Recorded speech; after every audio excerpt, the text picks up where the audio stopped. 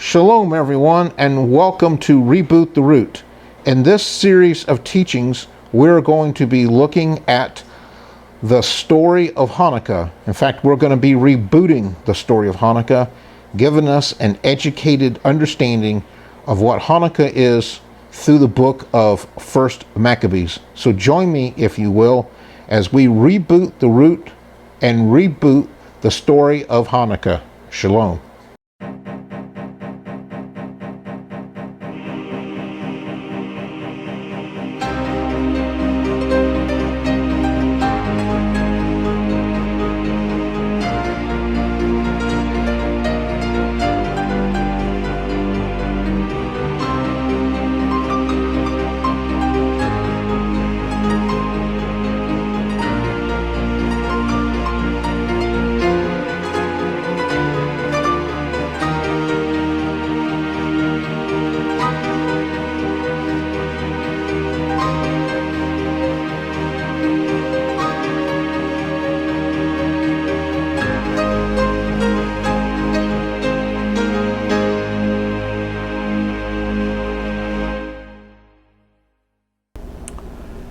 Shalom, one and all. Welcome to this episode 11 of Reboot the Roots presentation of Rebooting Hanukkah.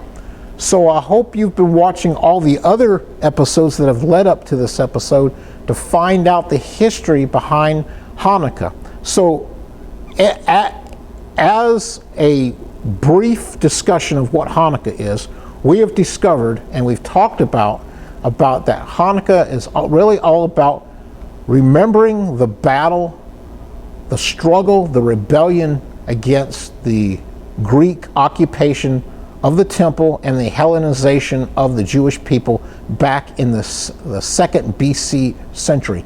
So Hanukkah is all about remembering the victory of the Jewish people over the Greeks.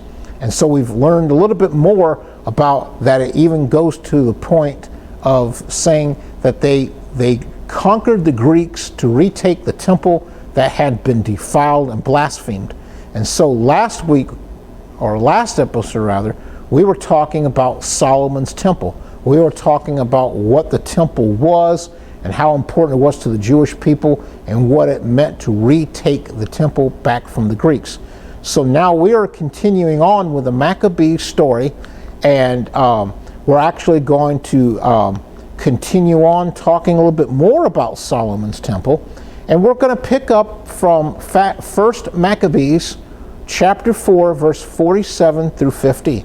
So it reads, "Then they took whole stones according to the law and built a new altar according to the former, and made up the sanctuary and the things that were within the temple, and hallowed the courts.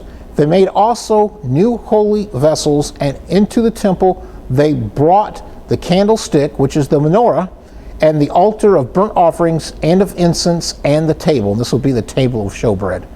"And upon the altar they burned incense, and the lamps that were upon the candlestick, the menorah, they lighted, and that they might give light in the temple."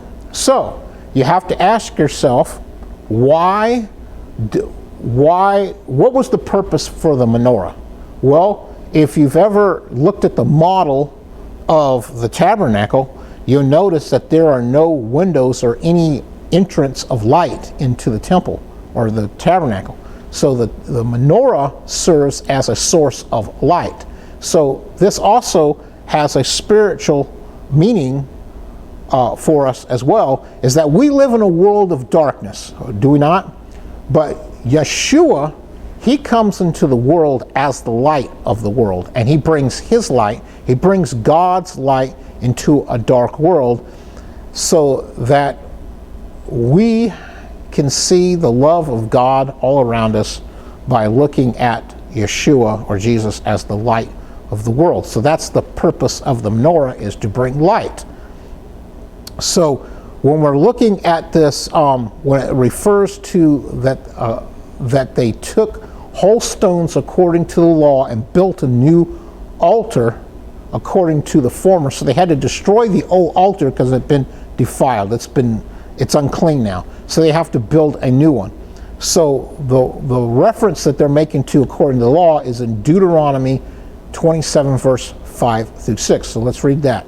And build a slaughter place to Yahweh your Elohim there, a slaughter place of stones. Do not use an iron tool on them. So you can't use any stones that have been created by or altered by man. Build the slaughter place of Yahweh your Elohim with complete stones, and you shall offer ascending offerings on it to Yahweh your Elohim. And we also see this in Joshua chapter 8 verse 31. As Moshe the servant of Yahweh had commanded the children of Israel, as is written in the book of the Torah of Moshe, a slaughter place of unhewn stones over which no man has wielded iron. And they offered on it ascending offerings to Yahweh and slaughtered peace offerings. So when we look at this thing called the temple, we also look at it as the holy house, God's holy house, or otherwise known as the Beit HaMakadesh. The Beit HaMakadesh is the temple or the holy house, whereas the Temple Mount is known as Har Habayit. Har Bayit is the temple mount that the Temple Mount sits on. The Beit HaMakadesh stood in Jerusalem for 500 years until it was destroyed by the Babylonians in 586 BC. And then again from 516 BC until it was burned by the Romans in 70 AD. During that time, it was the focus of prayer and sacrifice and the spiritual center of the Jewish people. And this comes from the JC.com's article, Judaism, Jewish, and Words / Beit HaMakadesh. So we see that there were two temples that were built in Israel's history. The first temple was built in 957 BC by King Solomon, and then it was restored after the 70 years of captivity were fulfilled. The Jewish people in Babylon captivity, they were released and they restored or rebuilt Solomon's temple in 516 BC. The Wikipedia article entitled Solomon's Temple says the temple not only served as a religious building, but also as a place of assembly for the Israelites.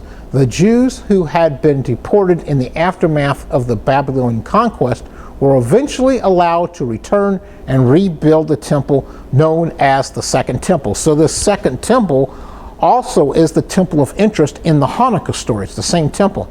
The temple was destroyed in 586 BC by the Babylonians, and then again later destroyed in 70 AD by the Romans later, after the Jews had been permitted to rebuild it after their Babylonian captivity. So this is known as the Second Temple. The Second Temple first was destroyed in 586 BC.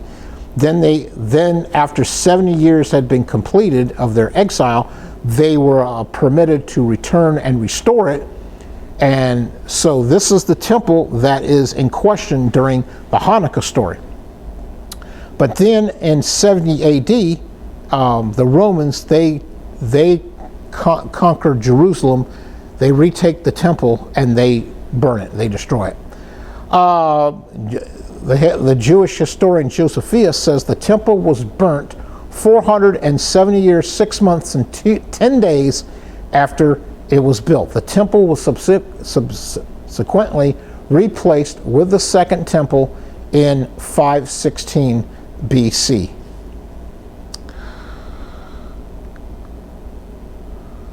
The article Wikipedia.org on Solomon's Temple says the archaeologists categorize the biblical description of Solomon's Temple as a longbow building. That is a rectangular building that is longer than it's wide. As a tripartite building consisting of 3 units, the Ulam, which is the porch, the Hakel, which is the sanctuary, and the Debir, the Holy of Holies. So we have 3 portions of the temple. We have the porch, the Ulam, the sanctuary, the Hakel, and the most holy place, which is the Debir. So what was the temple used for would be helpful in understanding a little bit about the importance of the temple. So the temple was definitely the heart and identity of Israel, and was a place that various sacrifices were done. So you had daily sacrifices, you had Shabbat sacrifices, you had weekly sacrifices, monthly sacrifices, you had the sacrifices for the feasts, and so on. So the temple was always being used. It was a very busy place. This temple was also used to worship God in, and served as a community place for Israel. Prayers unto Yahweh, praise unto Yahweh was done there, as well as focusing on God's law. Probably the number one time of the year that it was used was going to be during Yom Kippur, or the Day of Atonement. So this was a big deal for the temple. It was the central focus during Yom Kippur, when once a year the high priest would go into the Holy of Holies and lay blood on the Ark of the Covenant, thus making atonement for the sins of Israel. So this temple would also be used for a lot of feast day celebrations and its requirements. Like I said before, there was daily and monthly and feast day type of sacrifices that were going on in this temple. So you can see that if the temple had been defiled and unusable, this creates a great problem for the people of Israel. Continuing on with our Maccabees story, first Maccabees that is, in chapter 4, verse 47 through 50, it reads, "Then they took the whole stones according to the law and built a new altar according to the former, and made up the sanctuary and the things that were within the temple, and hallowed the courts. They made also new holy vessels, and into the temple they brought the candlestick, which was the menorah, and the altar of burnt offerings, and of incense, and the table, which would be the table of showbread. And upon the altar they burned incense, and the lamps that were upon the candlestick they lighted, that they might give light in the temple." So we already previously read this passage, but we're reading again because now we're going to talk about some of the things that were, some other things that were inside the temple. We already talked about the altar of sacrifice, the brazen altar, but now we're going to talk about some other elements, the temple elements that existed there, so we can know a little bit more and appreciate a little bit more about how important this temple was. So probably the number one thing that was inside the temple, actually inside the Holy of Holies section, would be the Aron Habrit, which is the Ark of the Covenant. But when we look historically, we see at this time there was no Ark of the Covenant in the temple of the Hasmoneans. The Ark of the Covenant previously, before even the story of Hanukkah and the revolt of the Maccabees, the Ark had already been removed and hidden. It was hidden away. And so at this time, there was no Ark of the Covenant in the temple. But we do have the menorah, which when we read in the last account of 1 Maccabees 4:47 through 50, we see that refers to as the candlestick, and that's otherwise known as the menorah. And so the menorah is the lampstand or the candlestick. And so the menorah is a piece of the temple. It is a furnishing in there that's made out of gold. It's one piece of gold that was hand beaten into this elaborate lampstand that had 7 branches to it. So it was a 7-branched lampstand, and it was lit by oil. So the menorahs that we have today can also be filled with oil and lit, or they can use what is known as candlesticks in there. So I have a menorah here that is used in our home that we put candles in and we use it. But there are people that do have menorahs that use oil. We also have the table of showbread, which is also known as the bread of faces, and that's because on the table of showbread has 12 loaves of bread representing 12 tribes of Israel. So the bread of faces could represent, or do represent, the different tribes of Israel. And so this table of showbread is called the shulchan, which means table, and the bread of faces that are referred to, that in Hebrew is called lechem hapanim. Lechem hapanim. And so lechem is the Hebrew word for bread. And so when we get around to the altar of incense, and the altar of incense was this small table that was situated right before the curtain or the veil that separated the holy place from the Holy of Holies, where the Ark of the Covenant was at. So this altar of incense was in front of this curtain or the veil, and this altar of incense was called the ketoret, or the incense.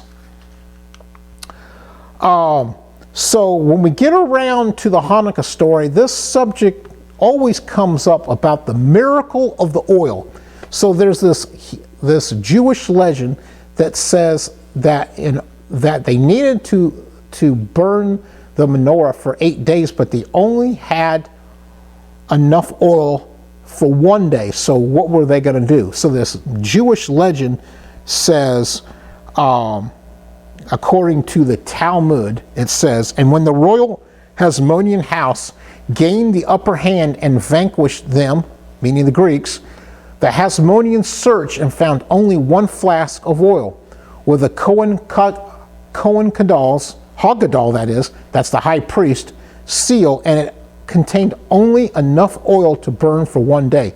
A miracle occurred and it burned for 8 days." So we have to ask ourselves this question: myth or fact? Legend states that the menorah miraculously burned for 8 days.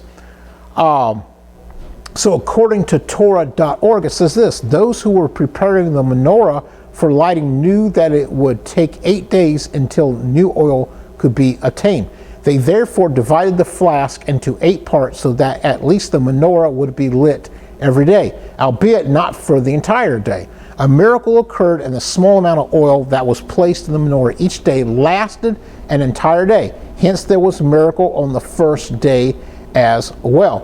So whether it was a miracle or not, I believe it's this: Yahweh made it happen so that the menorah would burn for 8 days, despite what they already had. But what we don't want to get into, we have to be careful of, is making it very mystic-like, making it sound like that Yahweh wasn't involved in it. So if it needed to burn for 8 days, Yahweh made it happen. So there's no great anything more than what it really was, is that God caused it to happen where it needed to happen. So let's get back to talking about the miracle of oil in the menorah. So if you're not familiar with a menorah, I have a picture of a menorah here on the screen, and as you can see, a menorah will have 8 lamps. But I said before that a menorah has 7 lamps. So the 8th lamp would be the one where you would light the other candles with. So that would be called the shamash, or the servant candle. So a real menorah only has 7 candles to it, but So looking at a Hanukkah, which is used in Hanukkah, the Hanukkah becomes the menorah with 9 lamps. So the 8 lamps serve as each day of Hanukkah, where the 9th one is the shamash, which is the servant candle. The shamash is lit first, and we use that to light each night of Hanukkah. And so we see that each of the lamps of the Hanukkah is lit for each night of Hanukkah. And as in Hebrew, the Hebrew language, Hebrew is read from right to left. And that's how we light the menorah and the Hanukkah, as we light it from right to left. The Shamash servant candle is lit first and is used to light each of the other lamps. A special blessing is traditionally recited the first time, which is called the Shekianu. And so we use the Shekianu on other blessings for other holy days and holidays as Hebrew people. We will use the Shekianu as a blessing to say, thank you, Lord, that we've reached this special occasion. So the first time of the year we ever do anything, we say the Shekianu. And so we do this on the first night of Hanukkah. We read the Shekianu as a special blessing. And then another separate blessing is recited each night that the Hanukkah is lit. And then of course, just to rehash, that the Hanukkah is lit for 8 days. When we're talking about lighting the Hanukkah, there are several things that we can remember as we're lighting the Hanukkah. So when we light the Hanukkah for 8 days, we can remember these things. Remember the dedication or the rededication of the temple. We can remember the defeat over the Greeks. We can remember that our people stood for righteousness. We can also remember that Yeshua was conceived at Hanukkah. He wasn't born at Hanukkah, but he was conceived, and we'll get into that later. And also, if you want to know more about it, you can watch the other teaching I have about knowing when Jesus was really born. We also can remember that the lights were kindled. The lights were kindled to rededicate the temple. We can also remember that the Hasmoneans stood against the Greeks. We can remember that the Jews fought in defense of the Torah. And we can also remember, and this is very important, we can also remember that our temples are also the temple. They are the temple of the Holy Spirit, and that we can rededicate them every year at this time. So you heard me talking about the Shekianu before, the blessing that we say for the first time during the year that we do anything. And so when we light the first night of the Hanukkah, we can say the Shekianu, which means who has given us life. And so we would say, Baruch atah Adonai Eloheinu melech haolam Shekianu v'kiyamanu v'higayanu lazman ha-zeh, which in English says, blessed are you, Lord our God, ruler of the universe, who has kept us alive, sustained us, and brought us to this season. So the Shekianu can also be used when we're saying blessings for Yom Kippur, for Feast of Trumpets, for Passover, for unleavened bread, and all the other feasts. We can use the Shekianu. So some traditions that we can use for the Hanukkah is based about displaying your Hanukkah in a window, which gives to the concept of letting your light shine. And so when we're letting our light shine, we're also reminded of this old song that says, this little light of mine, I'm going to let it shine. And so I'm sure you guys know this song. And so that song can be sung as we're displaying our Hanukkah, and even while we are lighting the Hanukkah each evening. So this time of lighting the Hanukkah, we can celebrate the conception of Yeshua. Remember, conception is not the birth of Yeshua. So if we understand that the light was sparked or came into the world at conception, Yeshua being born, or not born, but conceived at Hanukkah, 9 months later we would get to a Sukkot birth, not a December birth. So Yeshua is the spark that came into the world. Conception equals spark. So with Hanukkah, just like all of our other Hebrew traditions, we have blessings or liturgy. Now these aren't required, but they add an extra special spiritual joy that we can bring to Hanukkah to make us connect more to the creator of the universe by saying blessings unto him. So these blessings are not for us, are blessings that we say are unto our God, Yahweh. And so we can say this special blessing when we're lighting the first night of Hanukkah, as well as the other nights, that says, Anochi ohalam ha-holek akarai lo yelek baku shek kilo or haim, which says, I am the light of the world. He that followeth me shall never walk in the darkness, for in him is the light of life. So if we were to say that blessing in Hebrew, we would say, Anochi or halim ha-holek akari lo yelek baku shek kilo or hakayim. Anochi or ha'alam ha-holek akare lo yelek baku shek kilo or hakayim, which says, I am the light of the world. He that followeth me shall never walk in the darkness, for in him is the light of life.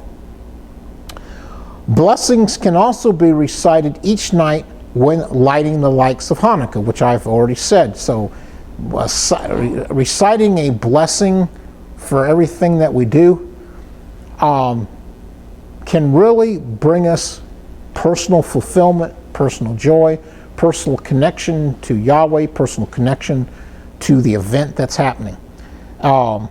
And so there's another verse, another thing, a couple of blessings that we can say at this time of Hanukkah, as we're remembering what happened at Hanukkah. We can say, Blessed are you, Lord our God, King of the universe, who sanctified us by his commandments and has given us Yeshua, the Messiah, the light of the world. So this is very important, is remembering Hanukkah for Yeshua, of saying that he is the light of the world.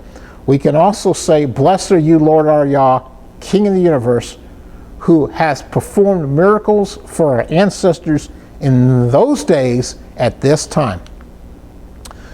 So I think this is a good place to stop on this episode 11 of Rebooting Hanukkah.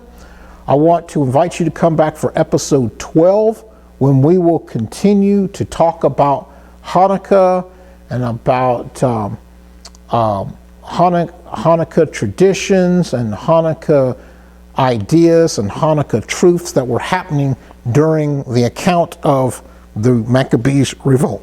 So for now, this is goodbye and shalom, and see you next time on the Reboot. Shalom.